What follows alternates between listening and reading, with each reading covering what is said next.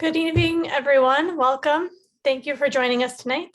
My name is Marisa LaFleur, and on behalf of Harvard Bookstore, I'm very pleased to introduce this event tonight with Alexandra Marshall, presenting her book, The Silence of Your Name, The Afterlife of a Suicide, in conversation with Megan Marshall. Thank you again for joining us tonight. Through virtual events like this one, Harvard Bookstore continues to bring authors and their work to our community far and wide. Every week, we'll be hosting events here on our Zoom account. And as always, you can find our full event schedule on our website at harvard.com/events. You can also go there to sign up for our email newsletter and also browse our bookshelves from home. You may see that this event has closed captioning available. Depending on the version of Zoom you're using, you may need to enable closed captions yourself by clicking on the closed caption button on your screen. This evening's discussion will also conclude with some time for your questions. So if you have a question for our speakers at any time during the talk tonight, click on the Q&A button at the bottom of the screen and we'll get through as many as time allows. In the chat, I'll be posting a link to purchase tonight's featured book, The Silence of Your Name, on harvard.com, as well as a link to donate in support of this series and Harvard Bookstore. Your purchases and financial contributions make events like tonight's possible and help ensure the future of a landmark independent bookstore. So thank you for showing up and tuning in support of our authors and the incredible staff of booksellers at Harvard Bookstore. We sincerely appreciate your support now and always. And finally, as you've probably experienced in virtual gatherings, technical issues may arise. If they do, we'll do our best to resolve them quickly, but we thank you in advance for your patience and understanding. And now I'm so pleased to introduce tonight's speakers. Alexandra Marshall is the author of 5 novels and a nonfiction book, in addition to tonight's featured book. Her essays and short fiction have appeared in Agni, Plowshares, The New York Times, and many other publications and anthologies. She has also been a film critic for the American Prospect and a guest columnist for the Boston Globe. She has taught writing in 2 of Harvard's extension programs and to MFA students at Emerson College, and she co-founded the Plowshares International Fiction Writing Seminar held for 9 years at Emerson's Castile Well in the Netherlands. Alexandra will be in conversation tonight with award-winning biographer and Emerson College professor Megan Marshall. The two will be discussing Alexandra's latest book, The Silence of Your Name, which Megan herself called brilliant, soothing prose.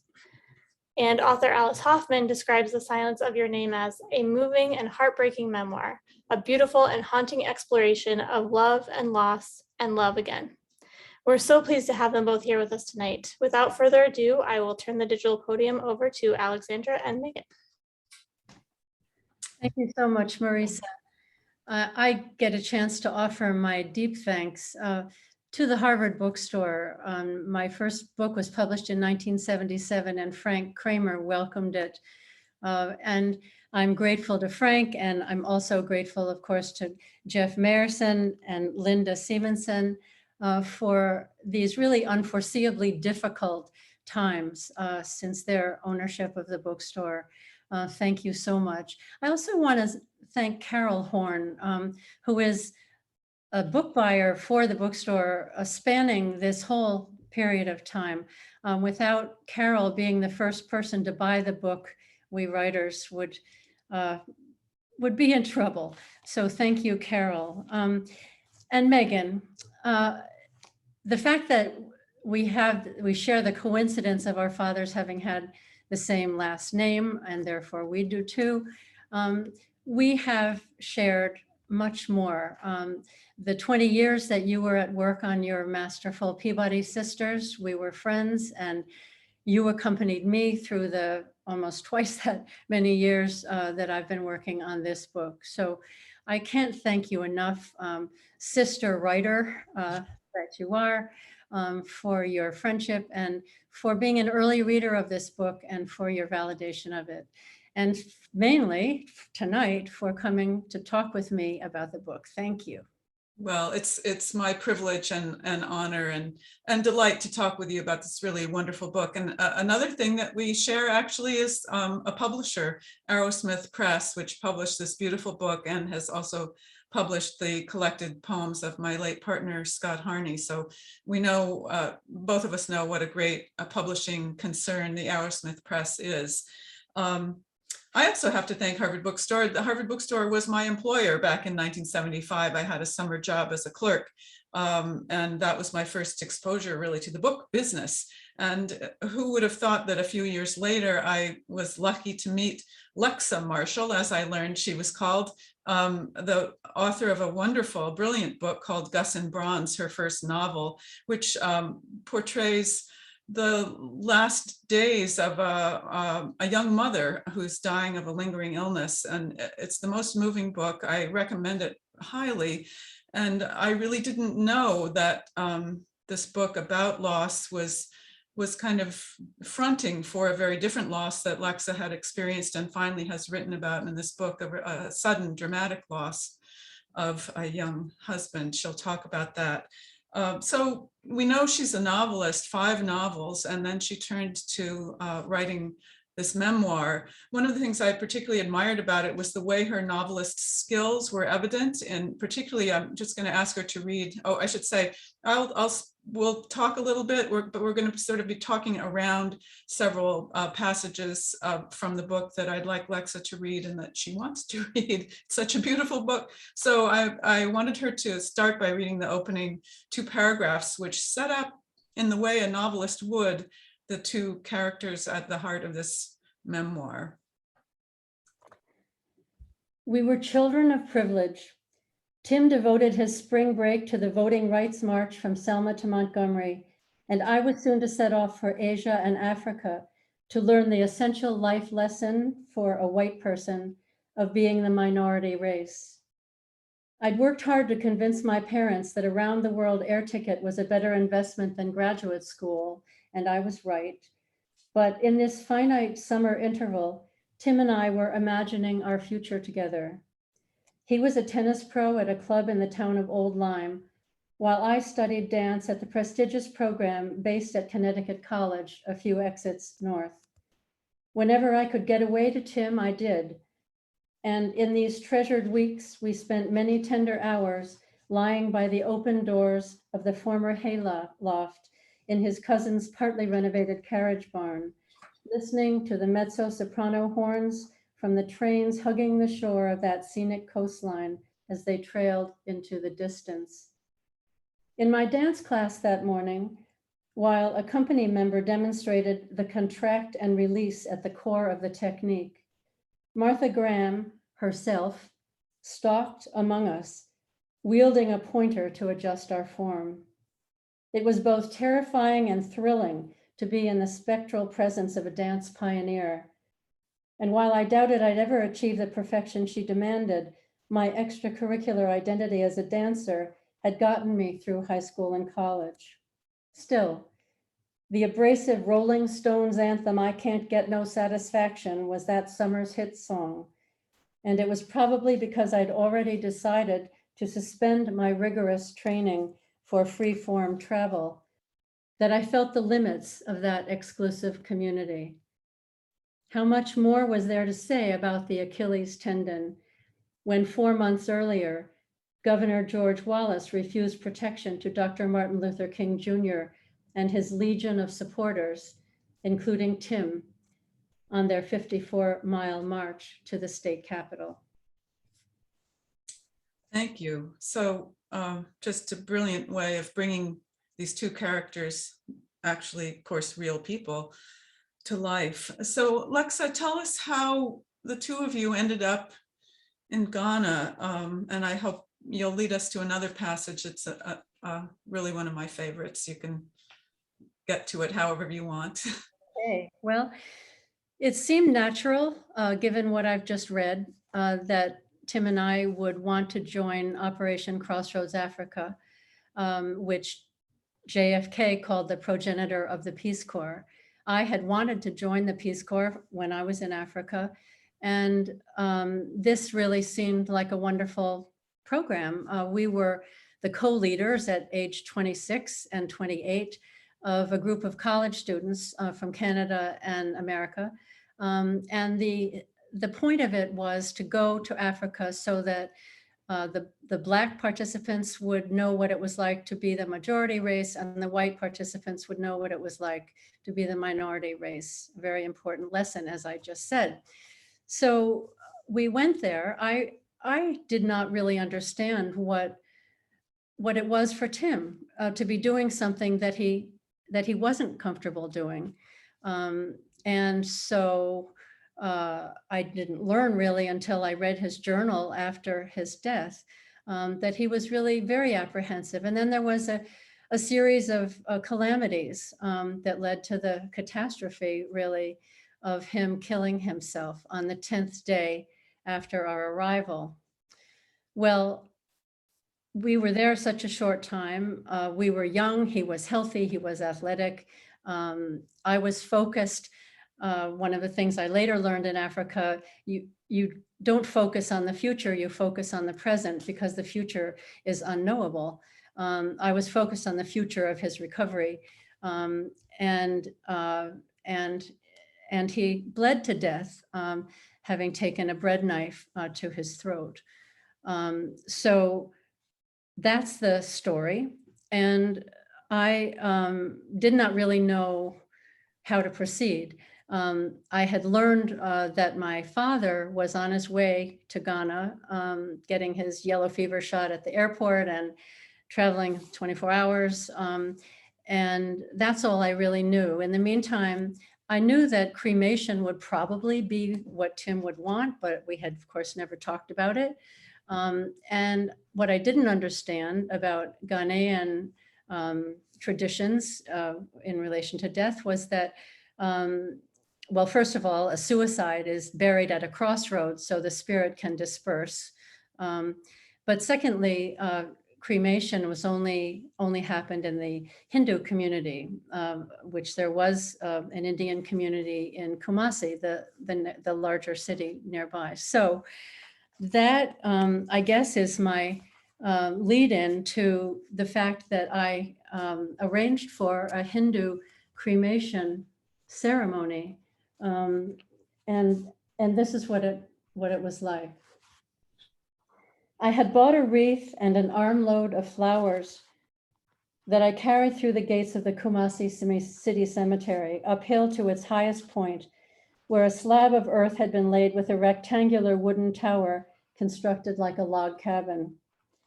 I wondered at the gold-painted coffin's pairs of rectangular porthole-like windows inexplicably inserted on each side. And while I'd neglected to ask how the coffin came to be provided, I saw how it rested on top of the pyre like a penthouse, with the midday sun glinting off the glass and the glittery paint creating a cartoonish effect, as if in skybound arrows of light. We were met at the cremation site by Victor Badu, whose white-robed priestly authority seemed absolute. The sleeves of my father's white Oxford shirt were rolled back, and my bare legs were exposed under the black and white striped skirt that, in the style of that time, was shorter than a cafe curtain. I had no feeling of time and wasn't aware of my body, except that I was standing as tall as I could for Tim's sake. When the flames took away one end of the casket and I realized Tim's body was indeed being burned, I wondered, his head or his feet? Om Shanti, triple peace of sympathy, control, and giving. It was the prayer for a triple peace in the body, the mind, and the spirit, for the past, the present, and the future. When the orange flames bulged into a mass of dense black smoke, I leaned into that heat, fixed like a figurehead on the prow of a ship, with no capacity for peripheral vision. I recall trying not to breathe it in because of the kerosene smell, but how could I not? What other air was there? My dad, the corporate lawyer, was a man whose secrets were so well guarded that once in a tennis game, when he ran into the iron net support and injured his back, he was administered a painkiller of some sort. He later asked my mother if he'd said anything he shouldn't have said about the office. My mother and I had our many weekday evenings together, but my father and I had rare chances to talk. We'd had more time together here in Ghana than we'd had since before I left home for college. I couldn't resist noticing that now that his one piece of career advice to me had been rendered moot, to choose something to go back to once the kids were in school, I'd been given the chance to ask him again. My dad surprised me by encouraging me not to be afraid of not having a plan. We didn't have the words to express such radical thoughts as that as a woman, I could craft my own destiny. But this weaker substitute was progress. It spared me from being a good girl for the rest of my life. Out of a companionable silence during this epic journey, I asked my father, the only man in West Africa wearing wingtip shoes, to tell me about the ritual bathing of Tim's body. This was the Hindu custom requiring his presence while prohibiting mine, and of all the culture shock that I'd subjected him to on a mission intended to rescue me, I worried that this may have exceeded his tolerance. He looked peaceful. I told him I was glad to hear this because the autopsy report was so frightening. I thanked him for his gift to me and to Tim. He was very pale and thin, and in spite of his size, he looked like a little boy. I held my dad's hand for the rest of the ride like a little girl. Oh, thank you, Lexa. It's one of the most moving of many moving passages in this book, and brings so much together. But you weren't a little girl, and you were made to grow up very quickly in the wake of this tragedy and the loss. I think one thing you hadn't said was that Tim was studying for the ministry. I can't remember quite how far along he got through that, but one of his fellow students was a friend of yours who, or became a friend of yours. You took some refuge with Barbara and her interesting boyfriend. Do you want to lead to that? And this is part of how Lexa went from being a dancer to becoming a writer. Yes, Barbara Sproul was actually Tim's childhood friend. They were boyfriend and girlfriend in college, and they went to graduate school together at Union Theological Seminary and Columbia. And Barbara's partner then and for most of that decade was Philip Roth. And within days really of my returning from Ghana, I like to say they took me in like a rescue pet. And with Philip, I was like a continuing ed student assigned to relearn laughter. Philip was a wonderful comic, as anybody who has ever read anything he's ever written knows. And he was the most generous man. And I really spent, well, when I say they took me in, I mean they took me into their house. So I was in Philip's, he was a mentor, he became a mentor of mine. We ate together, we walked together, the three of us. I learned very soon on, Philip often quoted Flaubert's famous prescription for the writing life: be regular in your life and ordinary as a bourgeois, so that you may be violent and original in your work. Advice Philip both practiced and preached so fervently that it felt like religion. Well, I couldn't be regular in my life or ordinary as a bourgeois, not with the recent experience I'd had. But the thing that Philip modeled for me really was his habit of writing and reading, spending twice as many hours that day reading as writing. Because I was a French major, I did not know American literature, had not read his books. I barely knew British literature. And so he taught me to read. I suppose it looks inevitable that during those early months when I watched Philip at work, I too discovered the urge to write. I had a story to tell, and while untrained in composition, I'd been immersed in the theatrical dances devised by Martha Graham, a dynamic choreographer whose themes were literary, in fact. Within the literal mechanics of choreography, the effect is realized by means of contiguous phrases of movement rising and falling on the contraction and release of a breath. I could see that Martha Graham's classic technique was organic, the way good writing is alive when it moves across the page. I began to believe that from my own choreography in high school and college and beyond, it was possible that perhaps I already understood a few of the basics.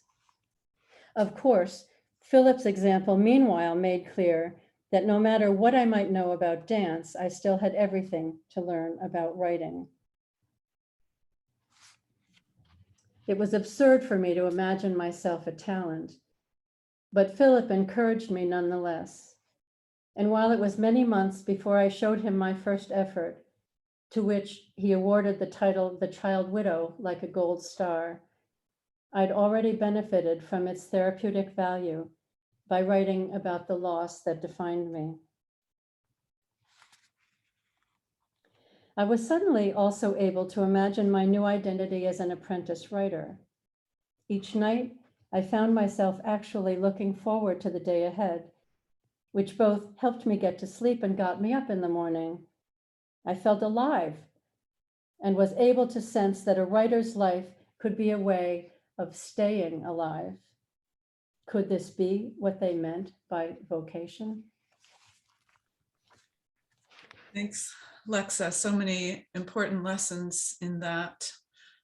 One of them, one I'm always trying to impress on my students, is that of reading. So reading as well as writing. Well, I think now it'd be great if you could tell us something about the title of the book, which is really, the thrust. I think it has something to do with why you turned after all these years from writing novels to the memoir. And as you say, you were writing initially the story that became the memoir. And I think for many years you wanted to write it as the novel that would be called The Child Widow.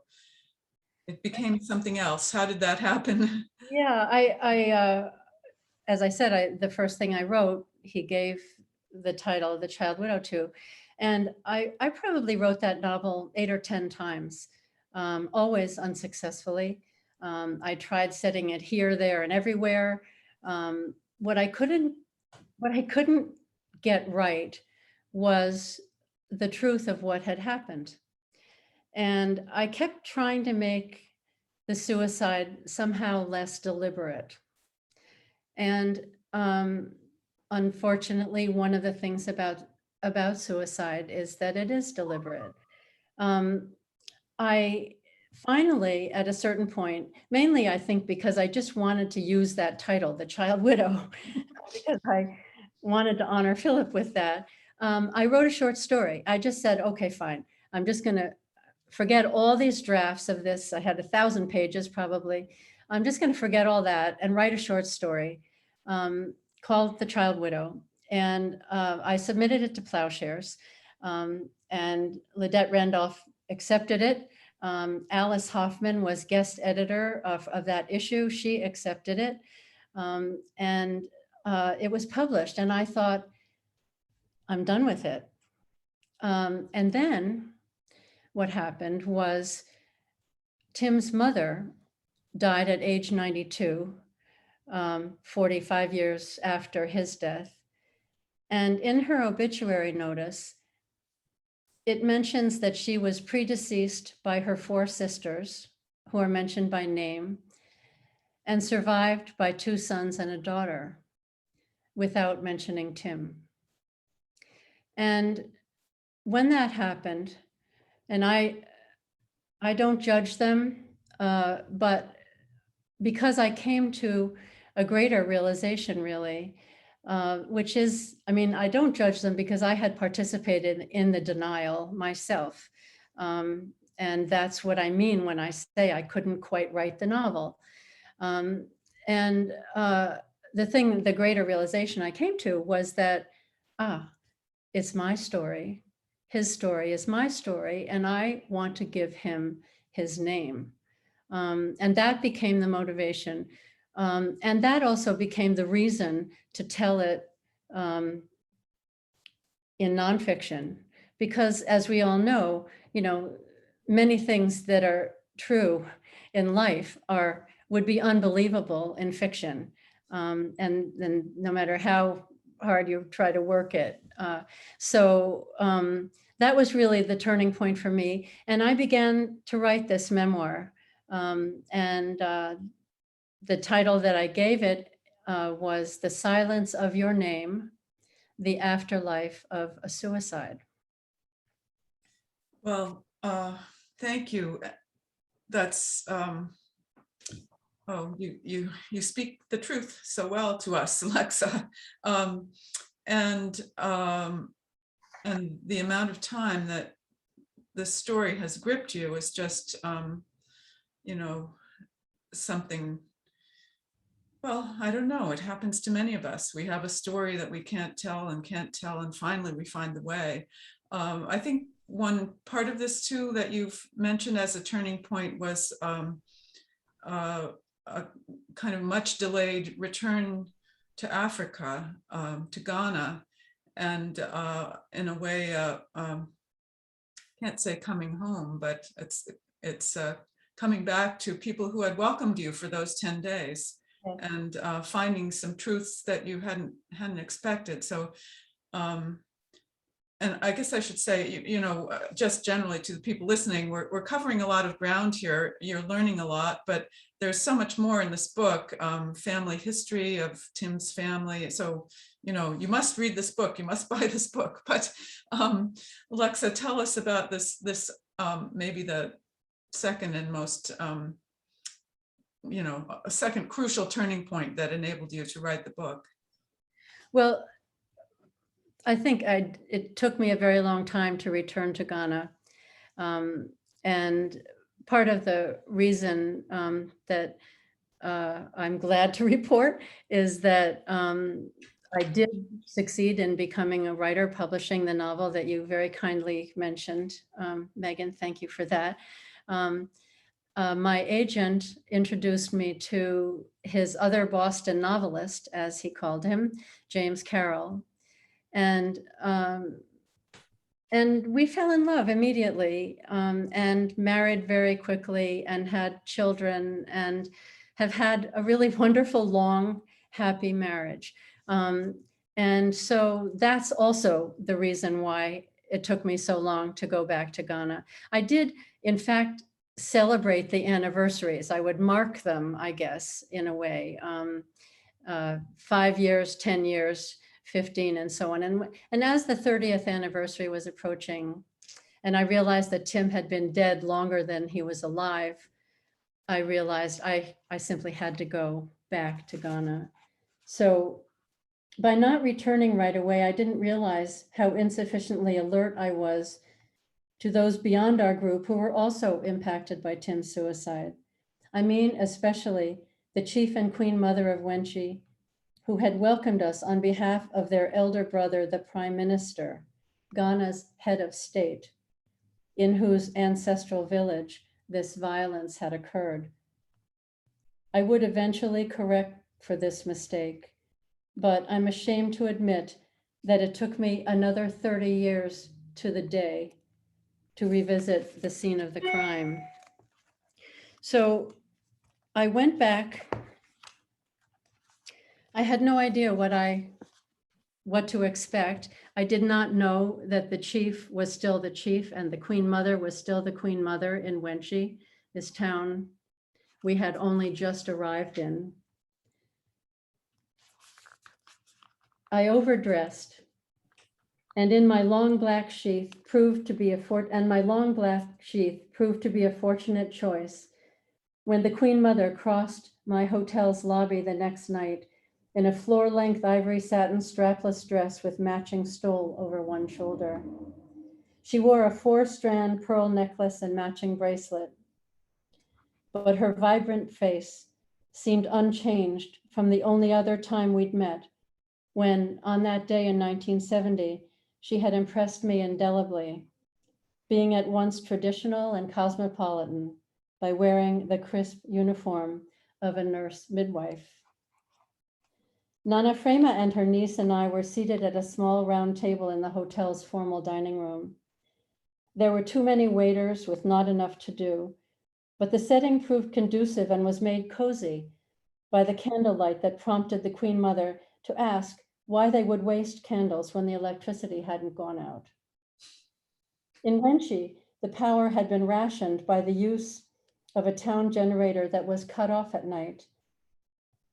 And I would never forget holding the flashlight when the nurse came to administer the supposed narcotic cure for Tim's radical sleep deprivation. Because all these years had elapsed, I realized I had no concrete idea, none at all, of what I would find there. When Nana Frema inquired about my intentions for this return, I told her that I wished to revisit Wenchi to pay my respects to her brother, the chief, to express to him my regret and my profound gratitude. If I was improvising, I was also in fact summoning up my truest feelings. She asked to hear more. So I began by describing who my young husband had been, the scholar-athlete ideal and gifted teacher who so quickly and unaccountably became completely debilitated and demoralized. I talked about the fever and the provisional diagnosis of malaria that was then compounded by dysentery and sunstroke. I mentioned the Gulf's undertow on that first afternoon and the greater undermining fear of failure. I told her his saying he'd never again play tennis ought to have meant more to me than it did. I wanted her to have some sense of Tim other than the terrible way his life had ended. She listened to all this with the attentive compassion of a nurse. And then she asked, "But don't you think it was a bit selfish of him?" So another person's perspective allows you to gain perspective, and the welcome back also. Wonderful. Let's sorry, you want to? Yes, read the bit more. You had, I know, another passage you wanted. That'll be great. She asked me if I wanted to visit the house where Tim had died, and this is a short passage. The Queen Mother encouraged me not only to look at the small shower room, but to take a picture of it, which I did, like a tourist at any historical site. Those walls were now painted blue and tiled white to shoulder height, domesticating the cubicle I remembered as bare. There was a frosted glass louvered window on the outside wall to provide light and air.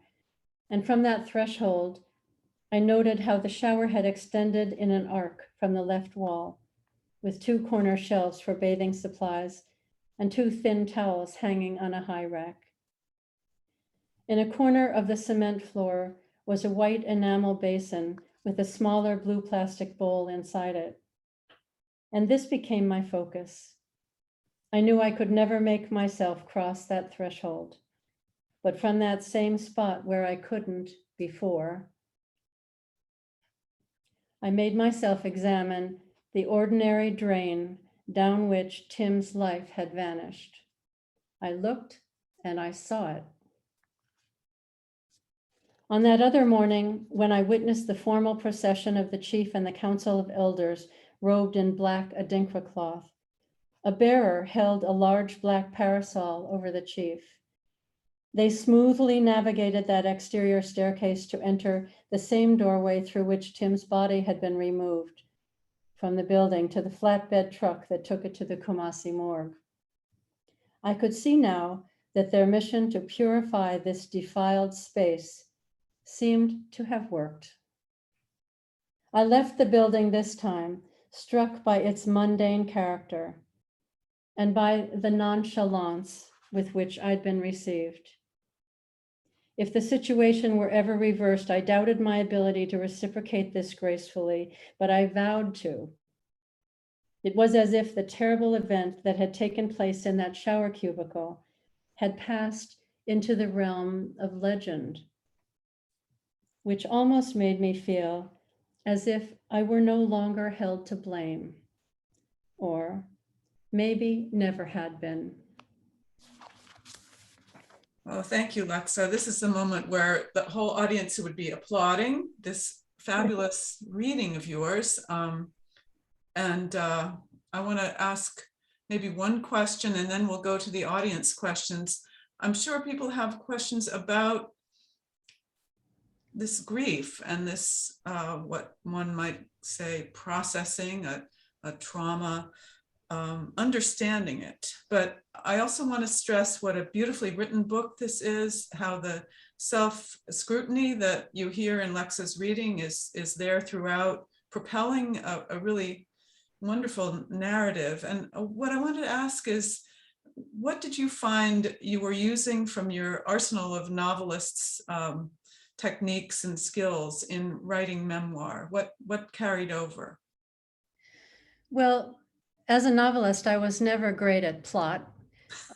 And this plot was delivered to me, so I didn't have to worry about that. That was a big relief. My first editor described my novels as all talk, no action, and this had plenty of action. But it was characters, who are these people, and description.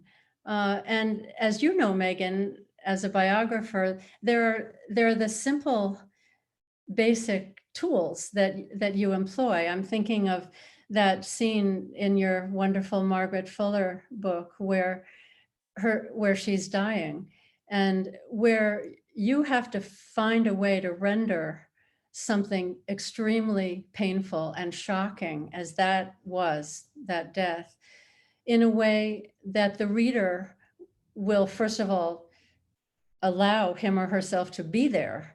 And so that's really a question that, if I were asking you the questions tonight, I would ask you, how could you possibly have written that scene so wonderfully? Oh, well, thank you for that. But what you just said really, I think, answers it. I had to be somehow looking ahead. I had to have her, even though she died then, I had to have her have an afterlife and have the reader sense that there would be that. So this is what your book serves to do for Tim. Marisa, our wonderful Harvard Bookstore host, do you want to come back and field some questions for Lexa? Thank Absolutely. you. Thank you so much for that conversation. Again, to the audience, if you have any questions, please feel free to put it in the Q&A box at the bottom of the screen. But in the meantime, we'll get started with the ones we have. So Liz said, thank you so much for sharing. I was moved during the reading. I am so looking forward to reading all of it. And their question is, how do you feel on the other side of writing this? I feel enormous relief, and I'm really so glad that Arrowsmith is publishing this book. I didn't really know what would happen to it. And then as it happened, 3, not excerpts from it, but pieces drawn from it were published along the way. The first in The American Scholar, which was centered on Ghana, a piece in Plowshares, which was centered on the family history that Megan referred to earlier. And today on LitHub, a piece that refers to Philip Roth. And I'll encourage you to go read it because it has a great punchline, if I say so myself. But how I feel now, having had those incremental ways of arriving at the publication of it, is I want to say that I have found a way to honor Tim, because that was my intent. And so I will say that. Thank you for asking. Great, thank you. Hey, let's go to Maddie says, love the book, Alexandra. My question is, how much do you relate to the 26-year-old version of yourself? Yes, and this may also answer Megan's question as a novelist.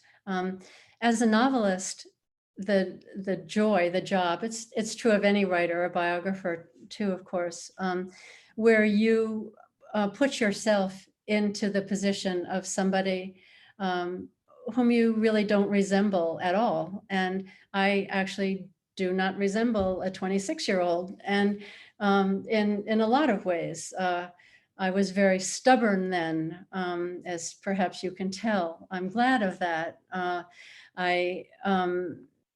My stubbornness, for example, made me refuse my father's wanting to call William Rogers because Rogers was Nixon's Secretary of State. And on the downside of that stubbornness, my loss is that I did not understand that there were many other young widows. I felt very alone. The many other young widows were the widows of soldiers in the war in Vietnam. And my anti-war politics didn't allow me to know that. Many of those soldiers died in combat and many died by suicide also. So those are lessons that as that 26-year-old, I never forgot. And that, of course, allowed me then to relate, as you wonder, to that 26-year-old that I was, even though I am old enough to be her grandmother practically. Thank you for that. Okay. An anonymous attendee says, you've talked a lot about Martha Graham. Do you miss being in the dance world, from one former dancer to another? Oh, I'm so glad to hear from another dancer. You know what, the way I have stayed connected, I never really left dance. I stopped dancing, but about 20 years ago, I was writing a Globe magazine piece about Denise Jefferson, who was the director of the Ailey School, the Alvin Ailey American Dance Theater, the school affiliated with it. Mr. Ailey had appointed Denise to lead the school.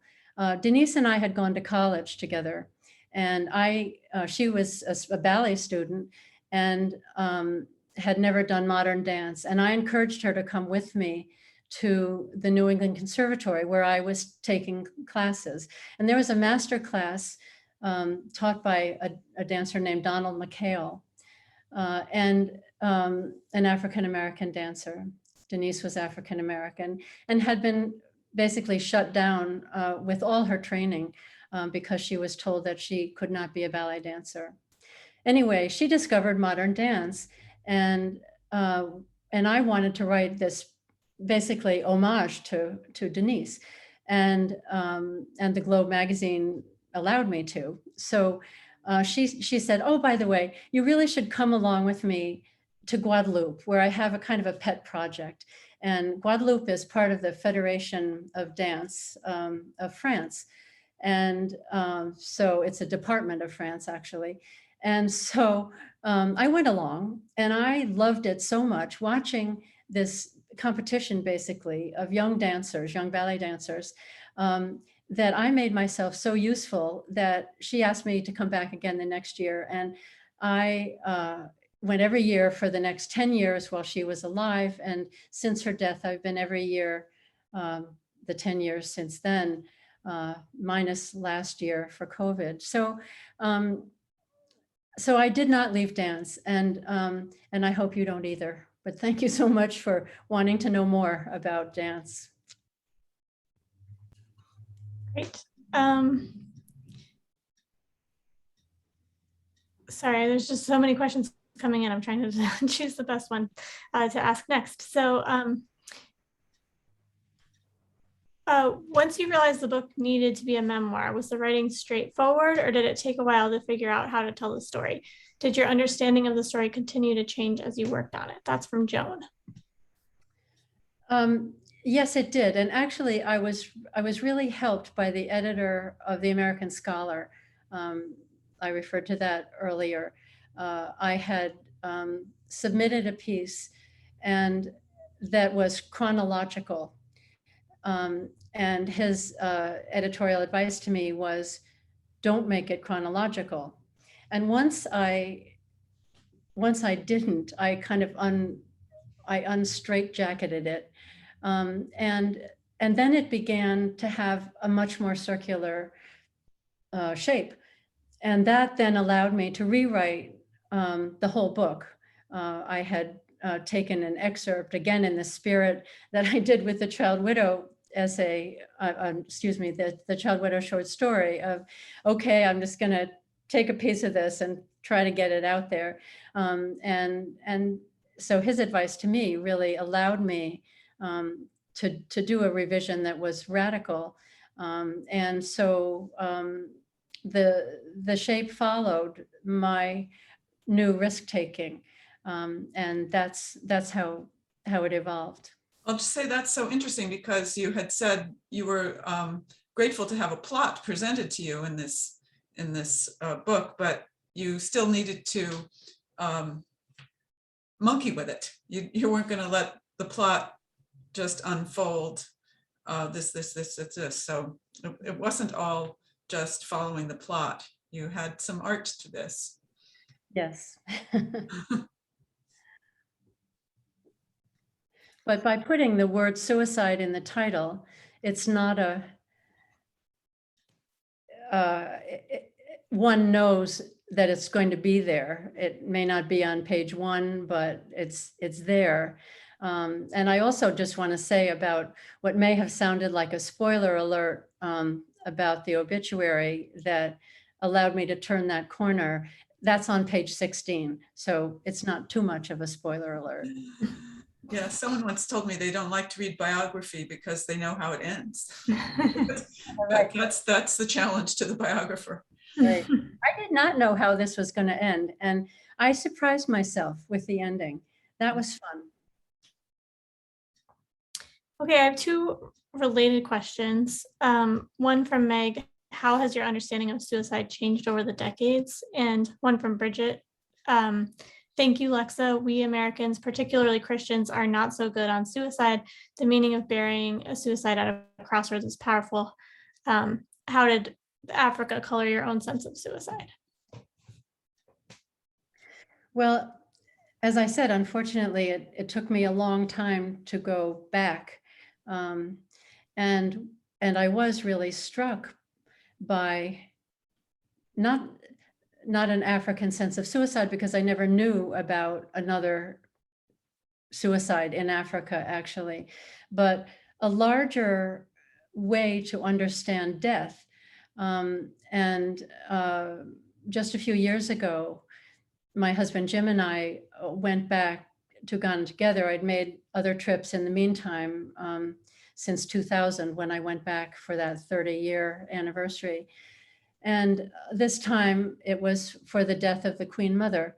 And it was a royal funeral because she was part of the Ashanti royal family. And I really understood about the various elements. You mentioned Christian, there were Christian elements to it, but there were traditional elements as well. And the honor of our presence there, welcomed by the family to be there, was really one of the most, well, I would say almost the most profound experience of death that I have had. And as you might be finding if you read this book, there are many losses, and these losses are all connected. And I think that's really that's the function of loss, really. And not only are my own losses connected to other losses of mine, but my losses are connected to yours, Megan and Marisa, and everybody else out there. And that was a real epiphany for me that I learned, that I did learn in Africa all this time later. Lexa, do you want to say, the first part of the question was, did your understanding of suicide change over the decades? Yeah, thank you. Yeah. I didn't actually remember what the Yeah, first no, I know. was. Sorry. Sorry. You know what's amazing? The first thing I ever, first definition I ever had of suicide actually came from Tim's father, who was a physician. He was a heroic physician. He was the physician in the Griswold versus Connecticut Supreme Court ruling that allowed contraceptives to be prescribed by doctors to married women. Actually, that was 1965. That was as far as it went at that point. And what Lee Buxton said, who was himself, he had made several attempts at suicide, in fact, and what he said was, it's environmental, not hereditary. And he said to Tim, I hope you, and he included his siblings, never get caught up in a combination of things the way I did. So my understanding of suicide as a combination of things back then has in fact not really changed. It's kind of strange because there's a lot of literature, and I've read as much of it as I possibly could have, all the theories, always trying to come to some new understanding of what might have happened, what suicide is, what causes a person to commit suicide. And in fact, it's a combination of things. And so oddly enough, I would say, to answer your question specifically, I would have to say that no, my understanding has not changed that much. Thank you for sharing that. Liz asks, what advice would you give to writers trying to write about personal tragedies?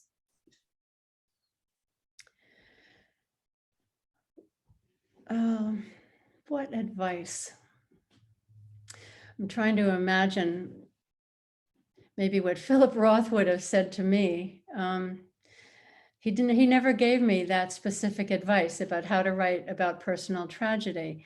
He just told me to write. And maybe that is the answer that I would give to you, that there is no recipe for writing about personal tragedy.